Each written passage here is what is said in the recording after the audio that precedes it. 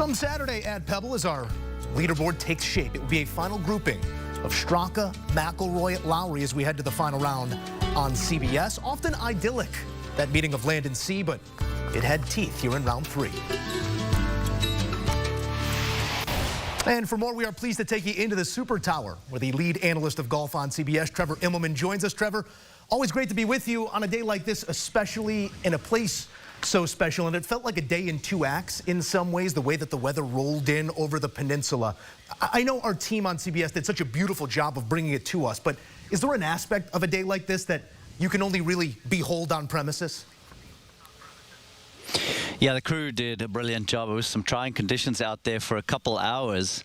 I would say the thing that you maybe not feeling if you're watching from home is just how cold it gets when that south wind starts to push off of the ocean. I mean, the golf ball just was not going very far, and particularly some of the holes down the hill. I think of that shot into 7 and then around the turn 9 and 10 as you were playing back into it. It was a tough stretch right there where players really had to keep their ball down, keep their wits about them, and just hang in there until they got to a few downwind holes. But it was a lot of fun for us to watch. We had a lot of hole outs, chip-ins, great putts, and we're set up for a great final round tomorrow. Quite the leaderboard that comes out of it here, the shot shaping, the creativity that's required. To no surprise, a couple that really honed their game in the elements. They're going to be in the final grouping. We often talk about Rory and Shane. We'll be talking about Rory versus Shane on Sunday, and also Sepp Straka, a part of that final grouping as well. What excites you about the dynamic in that final 3?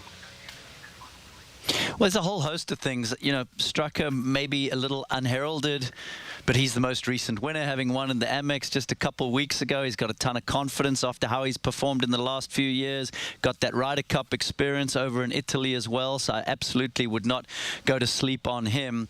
Brilliant fight back after a little rough patch around the turn.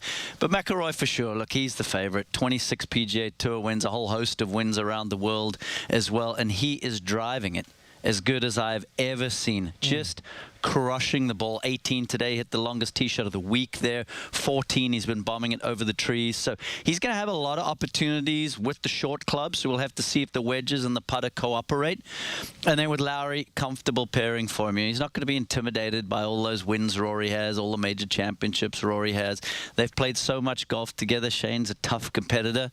And he really played the best on the back 9 today, to be honest. 4 birdies in the last 8 holes. No bogeys on that 9 coming in. So we're shaped up to have a great Sunday. A lot of other big players as well lining up behind. Justin Rose, a few others. So it's going to be fun. It's going to be fun. Weather's going to be a little better than today. Same sort of a breeze out of the south, but a bit warmer, no rain.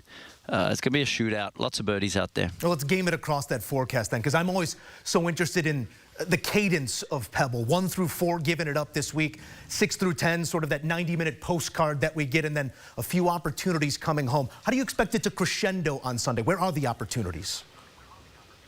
It's going to be very similar today because it is the same wind direction. You've got to make hay in the first 7.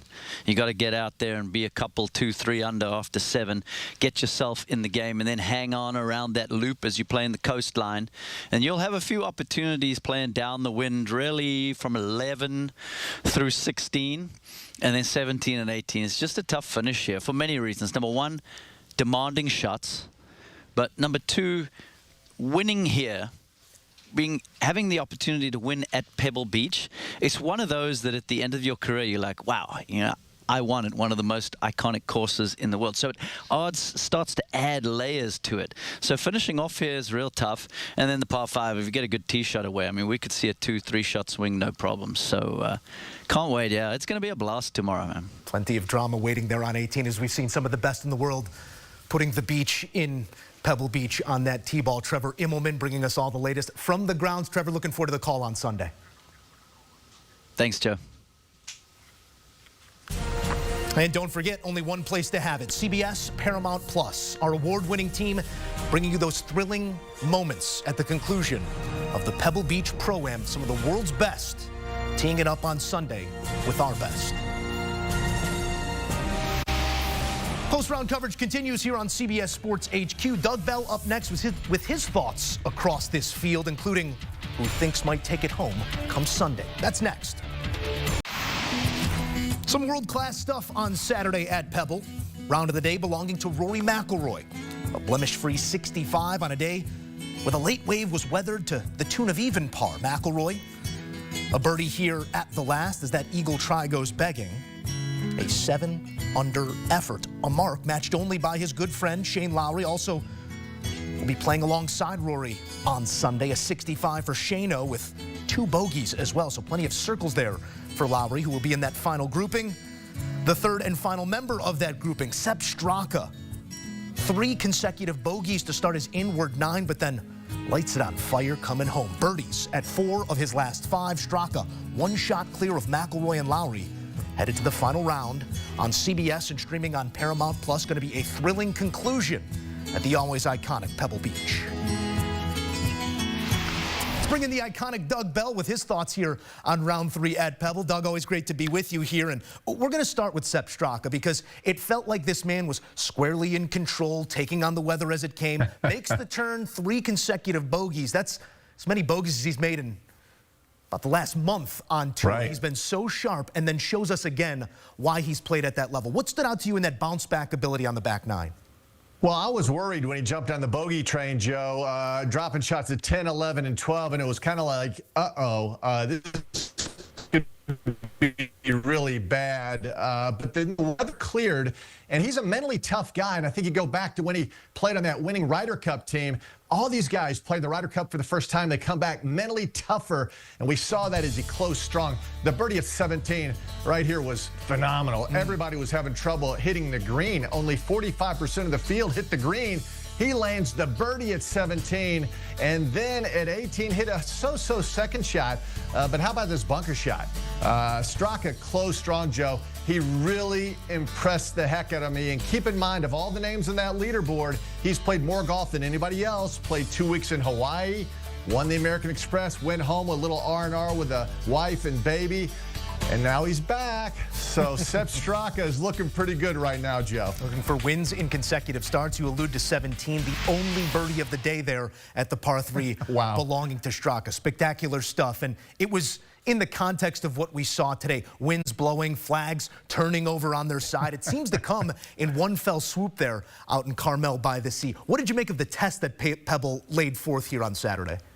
Without question, it was the most challenging conditions the golfers have faced early in 2025. And I think they all told Amanda, it was terrible to be out there. It really stunk. But I think in reality, they enjoy the challenge. And it was challenging for about 90 minutes. That rain was coming sideways. The wind upwards of 30 to 35 miles an hour. And I think what you saw, Joe, listen, as you look at that leaderboard, you see guys from tee to green who are the best ball strikers in the world on display today. Rory told Amanda he was hitting a little more club. He was chopping down on it. These guys, when they can move their ball right, left, right, high, low, it's an advantage when you have those conditions like they had today at Pebble Beach. Yeah, the creativity coming out of McIlroy, who told Amanda post-round, didn't feel like he made many full swings on this right. day. It all added up to the round of the day, a 65 match there by Shane Lowry. Coming into this week, and I'm glad you brought up the ball strikers. That's what we think of at Pebble Beach. They take driver out of these guys' hands sometimes with the card tipping out right there around 7,000 yards. But how big of an advantage do you think length might be for McIlroy come Sunday in that final grouping? Well, we saw it a couple of times. We saw it at 18 where he hit it almost 350 yards, and he goes in with a 7-iron to the par 5 18th. So in some cases, there's about 4 or 5 holes where length is an advantage. But keep in mind, it's a relatively short golf course, which keeps everybody in the game. Tom Kim is not a long hitter. They're the smallest greens on the PGA Tour.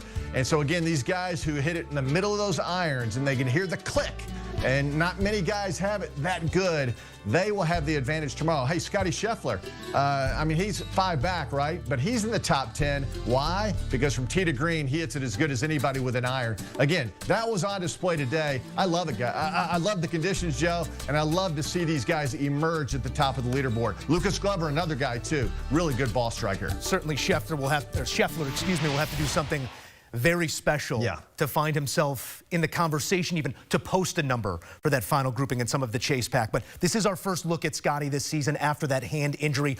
Many of the same hallmarks that we saw last year across those wins, the ball striking once again world class. What have you made of this week for Scheffler, and is it indicative of, you think, a season similar to last? Yeah, absolutely, Joe. Listen, he's never played extremely well early. Now, he's played well at the WM Phoenix Open, which we'll see next week, so look out for Scotty next week. But I think he wanted to be 100% healthy. He didn't want any setbacks. And again, he told Amanda had some great interviews today. He said, listen, I worked really hard to get here this week. He wanted to be here for a signature event, didn't want to let another 700 potential points go. That goes to the winner. So I think he's off to a really good start. He's very pleased with the way he's playing. I mean, there's got to be some ring rust, even for a great player like Scheffler. Listen, too far back to win, but not too far back to secure maybe a top 5 finish. And I think that would set him up really, really well for next week on Super Bowl weekend as we head to TPC Scottsdale. We've got 9 within 5, but it's looking like that final grouping, Straka, McIlroy, and Lowry winner could come out of that one. The markets are telling us as much, Doug, but there is some talent behind it. A past winner in Justin Rose not far back. Young Tom Kim with all the skill in the world. Who is your pick to win come Sunday? I can't wait. You got me excited, Joe. Here we are at Pebble Beach with all those big names. But listen, Rory has never won a stroke play event in California. Has never played well in Cal. He did win match play. He beat Gary Woodland 10 years ago at Harding Park, but has never played good in California. Shane Lowry misses the cut last week. Didn't play a lot of golf in the offseason. I mean, he's still knocking off the rust, so I can't see him closing.